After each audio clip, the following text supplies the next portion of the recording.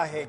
आप ये सोचिए कि जब भारत को स्वतंत्रता मिली थी 15 अगस्त 1947 को, तब लोग तो ये कह रहे थे कि भारत 2 साल, 4 साल, 5 साल नहीं निकाल पाएगा।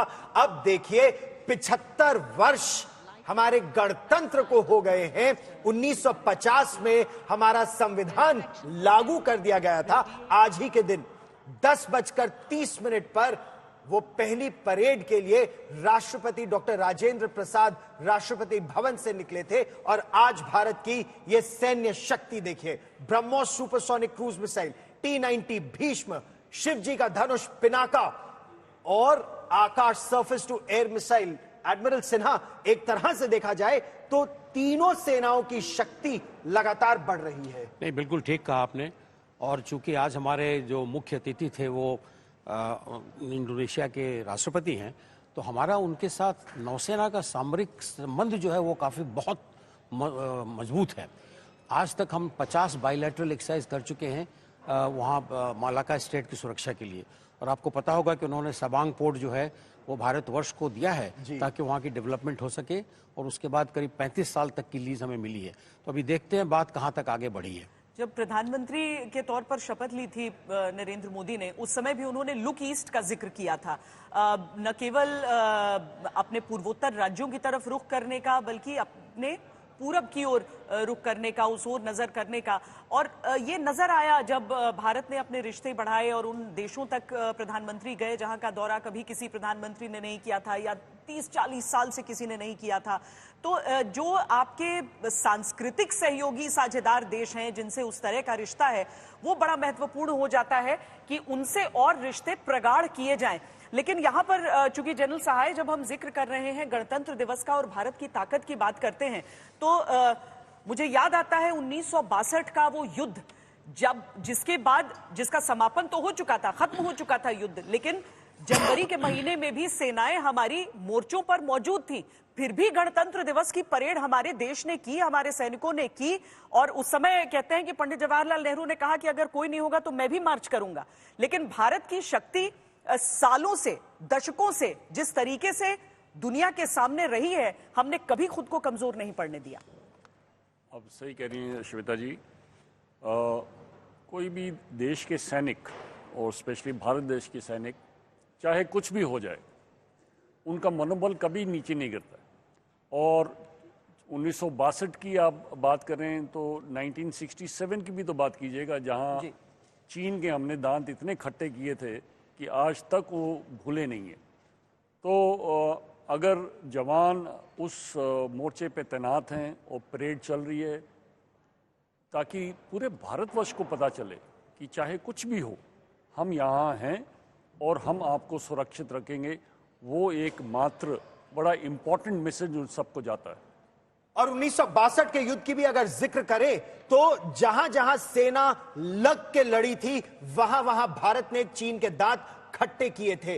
वायु शक्ति का उस समय उपयोग क्यों नहीं हुआ, यह एक सबसे बड़ा प्रश्न है। लेकिन यही ऑपरेशन स्नो लेपर्ड की बात करें तो वायु शक्ति का प्रयोग बहुत इफेक्टिव तरीके से न केवल लड़ाकू विमानों का एयर डोमिनेंस रोल में, बल्कि ट्रांसपोर्ट फ्लीट का air marshal Chopra, quick movement of main and material. और यही दिखाता है कि अगर चीन 50,000 सैनिक ले आया था तो बहुत जल्दी भारत भी 50,000 सैनिक तैनात कर पाया था पूरे वास्तविक नियंत्रण रेखा पर, अरुणाचल प्रदेश से लद्दाख तक।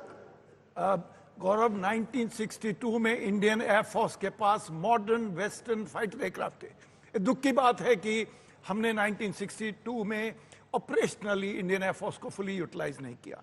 अगर हमने किया होता तो हमने हमारी आर्मी के लोग जो शहीद हुए वो भी बचते, और जो टेरिटरी हमने लूज की शायद वो भी हम कम लूज करते। बहुत बड़ी गलती थी। अब सारी दुनिया एक्नॉलेज करती है कि हमको तब वायुसेना को यूज करना चाहिए था। आपने जैसे बताया कि अब गलवान के बाद इंडियन एयरफोर्स सारी एयरफील्ड्स, देखिए न्योमा नई एयरफील्ड बन गई है, थॉयस एयरफील्ड में फाइटर एयरक्राफ्ट लैंड कर रहे हैं। इंडियन आर्मी और एयरफोर्स वेरी क्लोजली कोऑर्डिनेट कर रही है। इवन P-8I वहां पे फ्लाई किया था। तो इसलिए ये जो इंडियन एयरफोर्स की कैपेबिलिटी है, 4th लार्जेस्ट एयरफोर्स है वर्ल्ड के अंदर, इसको फुल्ली यूटिलाइज करना बहुत जरूरी है। फाइटर एयरक्राफ्ट आज के दिन में सिर्फ 31 स्क्वाड्रन्स जी। हैं, उसके लिए प्रयास हो रहा है। हमको LCA प्रोग्राम को एक्सेलरेट करना है। आमका यानी कि जो 5th जनरेशन एयरक्राफ्ट है उस प्रोग्राम को भी एक्सेलरेट करना है। गवर्नमेंट ने एक स्पेशल कमेटी बनाई है MOD की, डिफेंस सेक्रेटरी खुद चेयर कर रहे हैं कि इंडियन एयरफोर्स की क्षमता कैसे बढ़ानी है, तो उसके लिए प्रयास हो रहे हैं। और ओनली हमको थोड़ा इन सब चीजों को क्योंकि जो विमान जो उपकरण हमारे पास रहते हैं उसका तो सर्वाधिक सर्वश्रेष्ठ प्रयोग हमारे योद्धा ही कर पाते हैं। जो उसके निर्माता भी होते हैं वो कहते हैं कि हम ऐसा नहीं कर सकते थे। जल्द साहब, इससे पहले कि आप जाएं, मैं जो एक पारंपरिक सवाल हमारे भी स्टूडियो में रहता है कि क्या आज की परेड का हाईलाइट आपके हिसाब से रहा? श्वेता जी, धन्य है उस देश में जो मेरी पैदाइश हुई है, जहां नारी शक्ति का उसको राइट पोजीशन दिया गया है। मैं अभी पिछले सालों से देख रहा हूं, हर समय इन्वॉल्वमेंट ऑफ नारी इन रिपब्लिक डे परेड बढ़ रही है। तो एक संदेश जाता है देशवासियों को कि बेटी पढ़ाओ और बेटी आगे बढ़ाओ। ये आपको सबसे ज्यादा पसंद आया आज की परेड में? बिल्कुल। एडमिरल सिन्हा, आत्मनिर्भर सुरक्षा हाँ, हमारे ख्याल से एक बहुत बड़ा संदेश है। और मैं समझता हूं कि जो राष्ट्रपति आए हैं इंडोनेशिया के, वो ये संदेश लेकर जरूर जाएंगे और उनको अपने देश में लोगों को बताएंगे इसके बारे में। वायु सैनिक होते हुए मैं कहूंगा कि फ्लाई पास बहुत अच्छा था, मगर सच से बताऊं सबसे अच्छा मुझे आज लगा वो 5000 लोग जिन्होंने मिलके कल्चरल प्रोग्राम जॉइंटली किया। सारे देखो 10,000 दर्शक और 5,000 लोगों ने परफॉर्म किया उनके सामने।